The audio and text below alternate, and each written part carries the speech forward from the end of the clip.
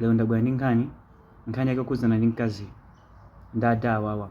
Ada amene mukuona pa picture awa amenewa amapanga ukwatsi kapena kuti amafuna kumkwatira mkazi ameneyo.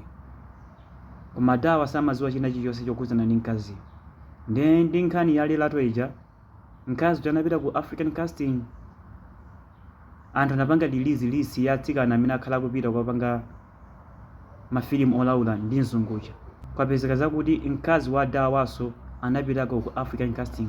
Picture yake ndi anagona nako ndi mzungucha pofuna ndalama.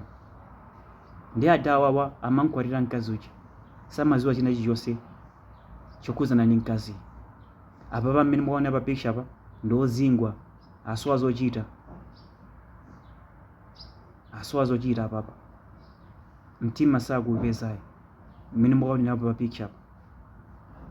Ndi akuluakulu akazi akujoneri choti muziwe ndichi ali pa business. Ndiye mukamakwatira mmangokhala mutaya nthawi yanu. Chifukwa choti mungathe kumkwatira mkaziyo zotsatira zake angatogona ndi munthu wina as long as munthu yampasa ndalama. Even Lilato amene anapita ku African casting uja ali ndi chibwenzi chake, ndipo ndi chibwenzi chake chija amamvana kwambiri. Zomvetsa chisoni chibwenzi chake chinaona video ija chimafuna kuzipha koma momwe anthu anampulumutsa. Koma atangoganizani kuchiona chibwenzi chako pa phone chikugonana ndi munthu wina. Tangoganizani kumuona mkazi amene ufuna kumukwatira akugonana ndi munthu wina pa phone pa internet dziko lonse nkumuonera. Ndi akuluakulu mukafuna kukwatira zikazi zakujoni kumakhala osamala. Akazi akujoni sitimakwatirayi amene andongogonana nawo nkwasiya. Koma anthu ena ake mafuna kaya fame kaya chanchani mvese zoti mwambo kwakwatira feri mwambo panga ndalama mangotaya nthawi yanu.